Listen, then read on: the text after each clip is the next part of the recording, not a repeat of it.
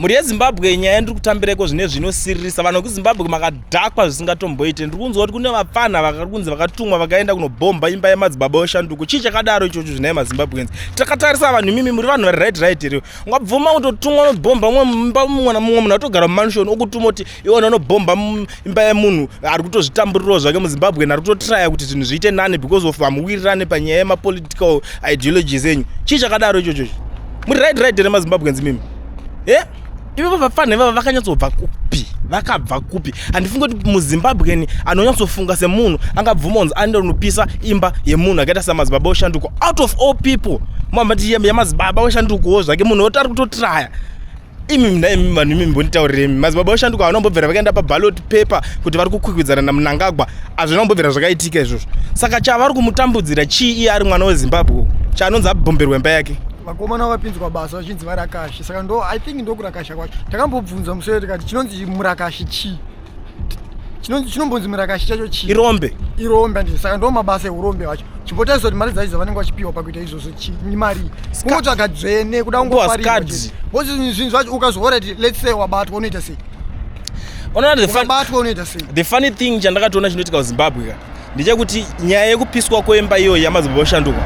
Ukatotarisa Mnangagwa anogona kunge asiri kutozviziva zvokuti imba yamadzibaba oshanduko yatsva. But vapfana varoda kunoita dzvene. Vanenge vanoita dzvene kuti takamuda iso takazomupisira imba yake takazomudzinga munzvimbo. Dzvene. Ndo vanhu vazhinji vanoita mabasa iyayo. Ndo vanotuma vapfana vavo kuti vanoita zvinhu zvakadaro. But Mnangagwa wacho pamwe pacho anenge asingatozvizive zvinhu zvakadaro. Aiwa wamboziona ka iyo tikatarisa Mnangagwa paari vezera rake achaswera achida kutozvinetsa kuti madzibaba oshanduko chii?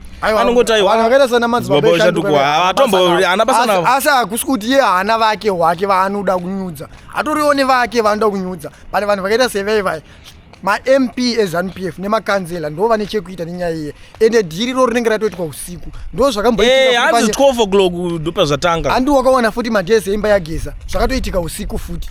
Ma-MP nemakanzela chakadaro chii? Ende vamwe vacho vanondombobuda pamalive vachiti isi touraya vanhu havana kana zvavanoitwa. But munhu kungobuda achingotaura kuti pasi neZANU-PF akutonzi iwo kuda kupandutsa vanhu, kuda kupandukira hurumende, toda kusunga. But zvinhu zvipe zviri kuita chida kuti unyatsotasa nyaya inongonyararwa zi. Polisi haitsvagi. Hurumende yekuningirikini yekuZimbabwe ndo yakatopandukira vanhu. Ndo zvandakatoona inini. Ndiyo yakatopandukira vanhu because imimi haukamu kuti munosiya munhu achitreatwa kunge asiri munhu iye ari munyika yekwenyu, nyika yekwake ichiberekerwa. Because munhu the fact yekuti arimo munyika anogona kunge asingakudei. The fact yekuti arimo munyika anogona kunge asingakufarirei. But that doesn't mean kuti munhu iyeye anofanirwa kushungurudzwa zvekupisirwa musha.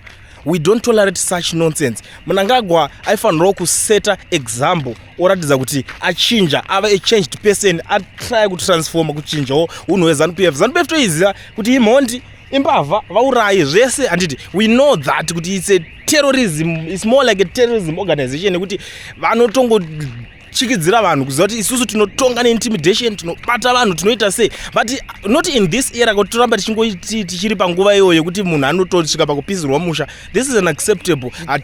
We don't tolerate such. Tarisa nyaya dzakaita seidzodzi. Nyaya dzakaita seidzodzi ukada kunyatsodziteera. Munhu anenge achipikisa ZANU-PF akaitirwa zvinhu zvakadaro.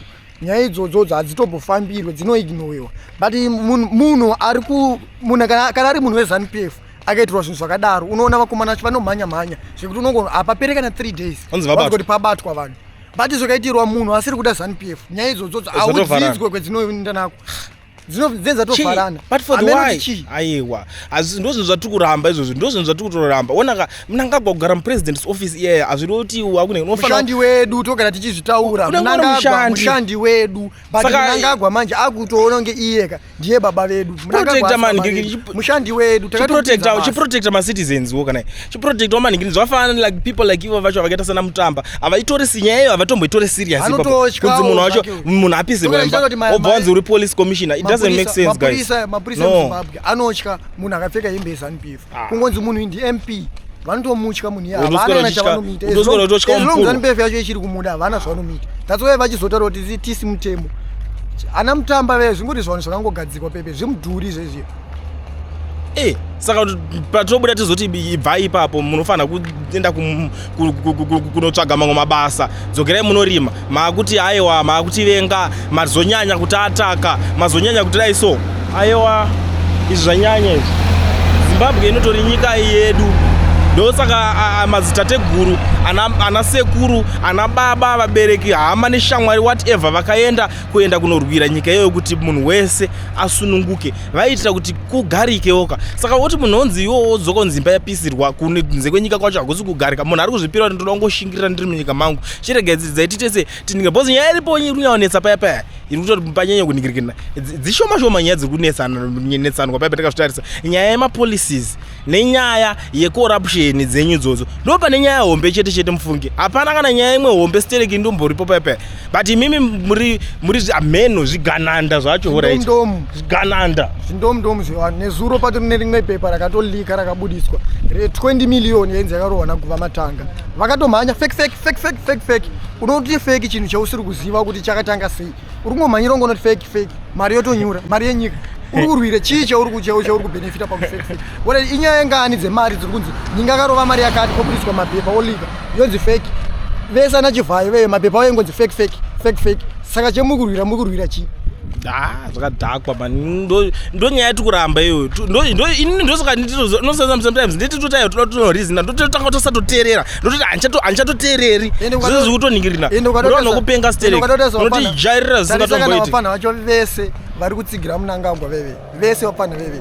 Mnangagwa akamuka akazvifunga, anovadzinga mabasa, vamwe vese anovaudza kuti ritayai makura, but iye akura haabve pabasa, anoramba kubva pabasa, anotaura kuti ini ndichiri fresh, ndichiri kudwa, ndichiri mukomana. Vamwe vese chimbotauza kuti Mnangagwa vane vangani vaakasiisa mabasa, iye sei asiri kubvumosiya basa, isi tikumuti ngasiye basa, ende zvete tichitaura anenge achizoona haatoteereri, but anokwanisa kukusiisai mabasa. Saka munofanira kuziva kuti Mnangagwa wewe mune muchotsigira wewe, anytime akatongofunga kutoti iwewe zvatokudhakwira, anotongokudzinga. Ende problem yetiri kuita muZimbabwe, tiri kuti munhu akadzingwa naMnangagwa akauya kusaidi kwedu isusu totanga kumutsigira. Izvozvo hatichade vanhu makadzingwa naMnangagwa onei kutamba. Hatitodi kutozvitenda. Ukaona watonzi wadzingwa neZANU-PF yako enda unofa. Sofa munhu wetikufamba naye ndigeza, ndiye munhu wetikufamba naye. Ukaona zvizvo zvikwanzi wadzingwa neZANU-PF enda unofa. Hatikuda kutokuona. We don't want you guys. Muri stupid, muri zvintomu mbeu yenyu muri mbeu isingatomboiti. Amuite vakomana imimi. Ndarwadziwa mana kuti mopisa imba yamadzibaba oshanduko. Munhu ari kumbozviraramira, ngatarise vanhu vakazviita nguva yaMugabe, wakapisa imba uchida kudhifenda Mugabe ka. Izvo so uri papi haufa. Mama wacho wane ngozi, ngavafonere Grace vachiti timboti mama Grace tipewo mombe 10. Ndakauraya munhu 2008 ndichitsigira baba Mugabe. Ndipewo mombe 10 unoona kuti unotaura naye. Namba dzacho unodziona kupi, unotaura naye chipi. Chero akatodziwana anokudza shiti. Anokudza ndendeka kuti uraya vanhu. Ndakauraya vanhu 2008. Mugabe akauraya vanhu. Baba Mugabe. Unonzi baba Mugabe ndibaba vako here waiurayira vanhu, waizvitire, wakazvitira papi, wakatumwa nani, unotanga kudzwa shit nekuti kana iwe wega ufare. But izvezvo unotoona munhu uri kuramba uchingoti teki kungoningirira zvisina nebasa rese, muri kuti disappointa zvisingatomboite, ende makadhakwa vanhu imimi, mazizongorore vanhu. Ende handisi kumboda kana kuona matonzi madzingwa ikoko, pedzerera nayi. Vatobuda munyika mukawana wadzingwa chigara watiza muZimbabwe tisati tasangana newe, bhozi tikasangana newe tikukubatyaidza. Ine mazuva ndikutobatyaidza vanhu. Batyaidza munhu nonsense. Iwo chingonyezo zoti iwo ukadzingwa gara watiza tisati tasangana newe. Bhozi isi takutoshandiswa advantage yekuti iwo usisina power. Bhozi mukuramba muchitaura shit. Mukuramba muchita zvinhu zvokudhakwa sereki. Shit imi musamunoda kudzwa shit. Justice for madzibaba oshanduko, ingapa munhu apisa ipapo ngabatwe, mutamba toda kutsoma, wakajaira. Hapana, vakomana vako ngavapinde mumanhingiriki vaite action. Iwo ndo basa rako, wakatozvipira ukati unogona kutungamira mapurisa. Tungamira vaenda unobata vanhu vapisa imba yemunhu. Hatitolerete zvakadaro kuti munhu anonzi anopisirwa imba. Endai muno investigator. Hazvisi kumboitirwa kana munhu. Tsvagai mafootsteps kuti pakatsikani pamba ipapo, ngazvitsvagwe zvese izvozvo. Itai ma-investigations, munoziva zvekuita vakomana imimi. Handi makatrainwa, you were trained to do that. Because munhu akapisa imba hatingamboti matrend zvokudaro, vanenge vatoriwo vanhu vakatodhibhawo, ngavabatwe vanhu ivavo. Haungabhombe imba yemunhu. Hanzi vana vakatozviza kupunyuka vachitiza. Bata MP makanomudzvanya mushe munhu. Justice for madzibaba oshanduko. We are sick and tired of that. Handisi kutolerate izvozvo, handisi kufara. Aiwa, chii chakadaro izvo zvinai. Alright, muri Zimbabwe ndisingapedze nguva yenyu regedza ndingodai so kana uchingori muSouth Africa uchida kuregisterwa FNB business account uchida kuregister company iwo bata vanonzi Mukoma Owen veEducation Research vanopedza masports iwo changocheteka kungodiwa valid passport chete woti Mukoma Owen ndiregistere company momanivhuro FNB business account unongosiyiwa kamari kadiki handizokwanise kukudzai price panapa nekuti zvakanyawa chipa zvokuti vanogona kutozotadza kurara makungofona so garai mangobata nhamba dzavo moenda munotaura navo vokuitirai wakagara une company registered waane advantage yekuziva kuti iwewe wakukwanisa kuwana matenda munyika yeSouth Africa company muSouth Africa huchika chero outside the country unoona to register futi so contact them on the numbers that are showing on the screen. Madzibaba Joshua vanooneswa zvese vari pamweya so kana uchida kushandirwa kuitirwa dare havabhadharise vafonere izvezvo neproblem iri kukunetsa vatotanga newe pafoni yako ipapo daila panhamba dzavo dziri kubuda paskrini wotaura kuti madzibaba ndibatsireiwo wobva wavaudza dambudziko rako kana washaya mbereko washaya basa waita urovha vafonerei panhamba dzavo dziri kubuda apa izvezvi so mubatsirwe pamatambudziko ese ari kukunetsai. Madzibaba Joshua vanooneswa zvese vari pamweya. Machinda edare tinoti kwaziva noitwa Madzibaba Joshua ndosara ndakapiwa nemweya tinogara nzvimbo yedombo shava ndokwandinogara saka ndauya ndinoti ndinobatsira hwai kune vangade kundibata nhamba dzangu ndichasiya pazasi ndinobatsira matambudziko akasiyana siyana vane mashavi ekudziva vane matare varume vakaenda vane matare ekupinga musha vane matare akasiyana siyana ndiwo mukana wekuti muyambuke ndiwo mukana une kutora zambuko uyezve matare yangu inini ndinoita pachena handibhadharisi saka ndinoti uyai vana